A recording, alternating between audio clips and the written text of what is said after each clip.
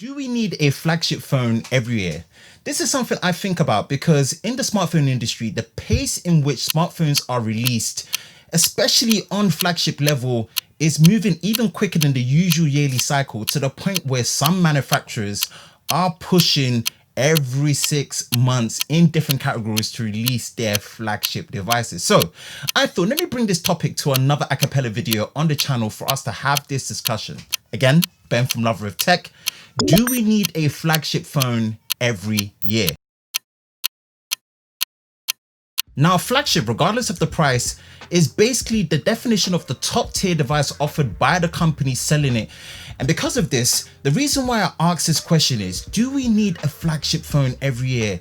Is a few companies in the space out, how they bring their devices and release cycle, it's very much different to either being very far apart or a lot closer than we might not need. First company that really got me thinking about this is the brand Poco, introducing the Poco Phone F1 and the spiritual direct successor, the Poco F2 Pro. Now, the Poco F1 was first released August 2018 and shocked the scene by how highly spec the phone was versus the ridiculously low starting asking price. Now, although some things overall, such as the build, was in question, you could not deny that it felt like 2018's true attempt of shaking the scene by being a flagship killer. Without a question, even for how low the price was, this was Poco's flagship phone for 2018, and without a doubt had an overall positive reception. Now let's fast forward to this time 2020, where May the 12th we had the announcement and the release of the Poco F2 Pro. Now I know what some of you are going to say, that hey, Poco as a brand did release other phones within the same time, but let's be honest, the Poco F2 Pro is a direct follow-up to Poco's 2018 flagship killer, and near enough, even with the large expense of the 5G shoehorned Snapdragon 865 Plus with trim in the right corners, it does look like Poco are making the same attempt of taking 2020 crown of flagship killer device. Now, this video is not a review on what both these phones have or don't have, or what they can or can't do, but it's more to say that with almost 2-year gap between the device releases, it's almost worked out to Poco's advantage, I believe personally, in keeping the cost of the Poco F2 Pro down as much as possible, and also based on previous track record, it gave Poco the chance to really focus on giving the best software support to the Poco F1. Now, the other part of the equation where other OEMs have a much more aggressive release cycle, whether due to a larger library of devices or high demands, you have brands like OnePlus, Samsung, Huawei, who basically release top-end flagship phones within 6 months of each other and in the same year, or even low-key sometimes even sooner. OnePlus with their normal numbered devices in Q2 and T series in Q3, Q4. Samsung with their S series in Q1, Note series in Q3, and Huawei with their P series in Q2 and their Mate series in Q3, etc, etc.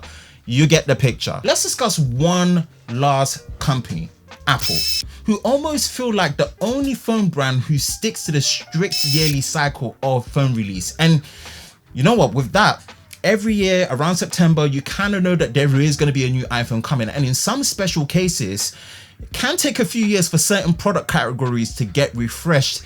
And particularly, look at this, case in point, the iPhone SE, yes, their special edition. The original model was released as far back as March 2016, which only now in 2020, where we've had a refresh of the SE with the same name, obviously, although the design is still based on the aging iPhone 8 from 2017. Now, the point and conclusion are this, that personally, I think some companies are way too aggressive with their device release cycle. Yes, I understand the pressure to bring new tech, staying relevant, making sales and profit, and exciting the scene overall. But at times, this means that other devices and these devices are just too expensive, and honestly, they do not get the right amount of test and R&D before release, and also long-term support that can bring a massive disconnect and a poor experience in the end to the end user.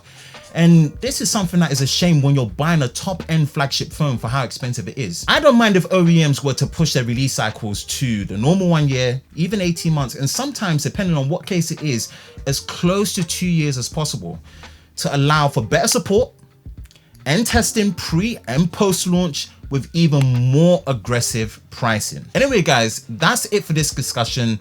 Again, with these topics, like I always say, it's not about right or wrong, it's about perspective and my opinion, and also stating some facts so we can have a discussion in the comment section below. Let me know what you think. Do you guys like how aggressive some companies are bringing out flagship phones as soon as 6 months or even less, or yearly? Or do you think they should really be spacing out based on a category for 18 months, 2 years, or even more? Let me know what you think in the comment section below, and I'll be more than happy to discuss. Again, if you like content like this, you know exactly what to do. Hit that subscribe button, hit that notification bell so you're part of Team TLS, the Tech Lover Squad, so you don't miss future videos like this. And also make sure you like and share, and I'll be more than happy to engage with you guys. Hope you guys are staying safe during this time. Ben from Lover of Tech. I'll catch you in the next one. Peace.